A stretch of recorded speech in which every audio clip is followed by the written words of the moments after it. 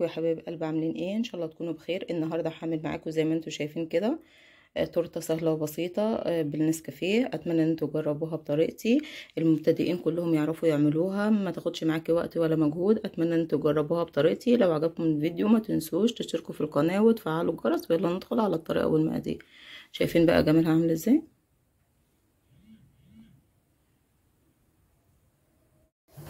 بصوا بقى يا حبايبي، هحتاج زي ما انتم شايفين كده 5 بيضات، هحتاج كوبايه الا ربع زيت، هحتاج كوبايه الا ربع حليب، هحتاج كوبايه سكر كبيره، كوبايتين دقيق، ظرف بيكنج باودر، فانيليا. نروح جايبين ايه بقى الخلاط بتاعنا او اي حاجه متوفره عندك. الخلاط زي ما انتم شايفين كده، هنزل ايه بالبيض بتاعي عليه الفانيليا،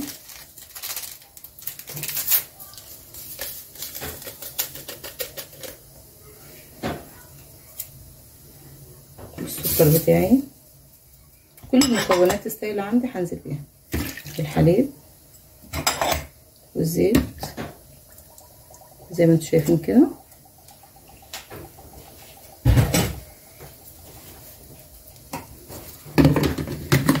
هديله ضربه بقى على الخلاط ونرجع لبعض. اديني بقى بعد ما فرمت زي ما انتم شايفين كده، هنزل بايه بقى، هنزل بالدقيق بتاعي بقى تدريجي كده اهو.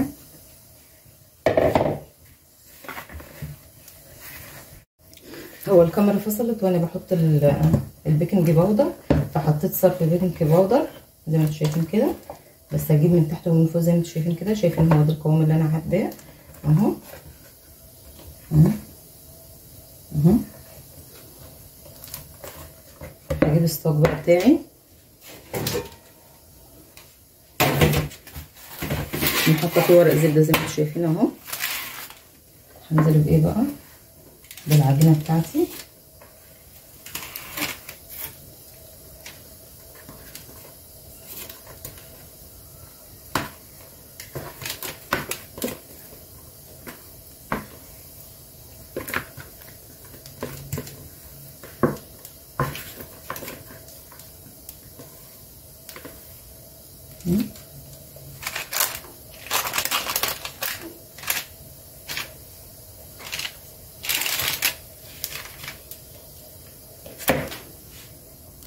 زي ما انتم شايفين اهو. بس اعمله خطه كده اهو زي ما انتم شايفين. هدخله بقى الفرن على درجه حراره 180. انا مشغله الفرن من ساعه ما بدات. يلا بقى مع بعضنا نعمل كريمه الحشو اللي احنا هنحشي بيها. انا هحتاج طبق عميق كده زي ما انتم شايفين. هحتاج ايه 3 معالق ميه. 3 معالق ميه دي هندوب فيها نسكافيه.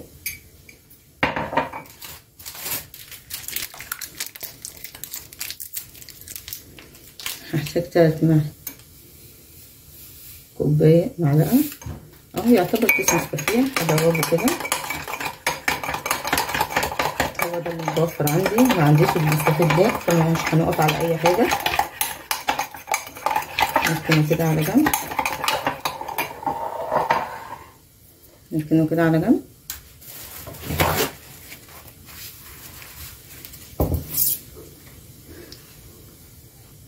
هنزل بيه كوبايه كريم شانتيه زي ما انتم شايفين كده اهو. هجيب 2 معلقه كبيره سكر بودر، اي نوع سكر عندك. 2 معلقه، 2 معلقه. هحتاج ايه لبن من الفريزر، ده ربع كوبايه اهو. افرم بقى ايه، اضربه بالمضرب بتاعي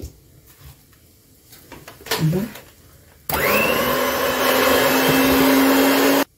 شايفين بقى زي ما انتم شايفين كده. هنزل بايه بقى اهو.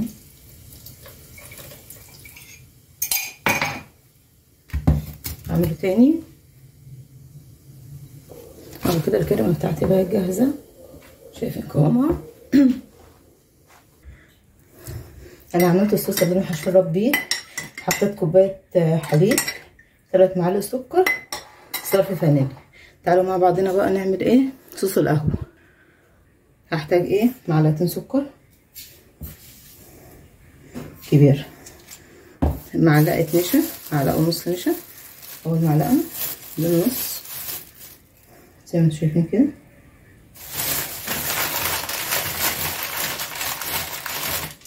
هحتاج ايه معلقه كبيره نسكافيه،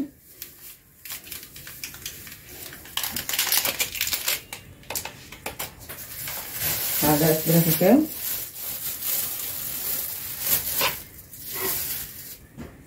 نجيب نص كوبايه ميه، نزود الفانيليا،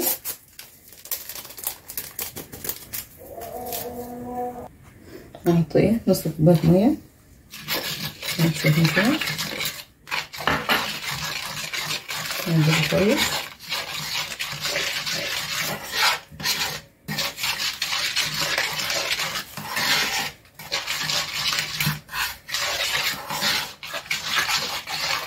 قلبه كويس واروح رافعه على النار اهو. بعد ما خلص اهو هحط عليه بقى، اسيبه يبرد وبعد كده اروح ضربينه بالمضرب. الكيكه زي ما انتم شايفين كده اهي خرجت، سبتها بردت. هقطع الغرف بتاعتها بس. بصوا بقى انا هبدا اشربها زي ما انتم شايفين كده اهو. اشرب الكيكه بتاعتي.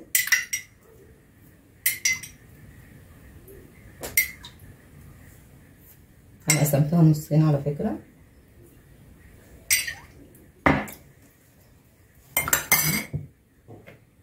ده الكريمه،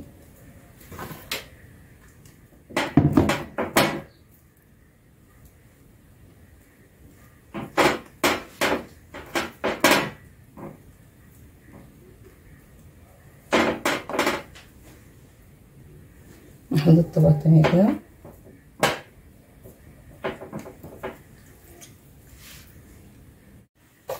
دي بشر شوكولاته كده.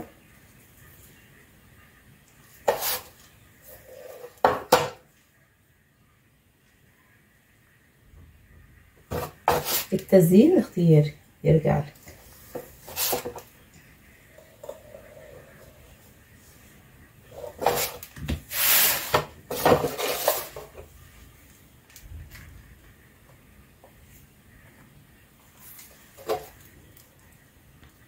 هعمل بقى ايه صوص القهوه كده.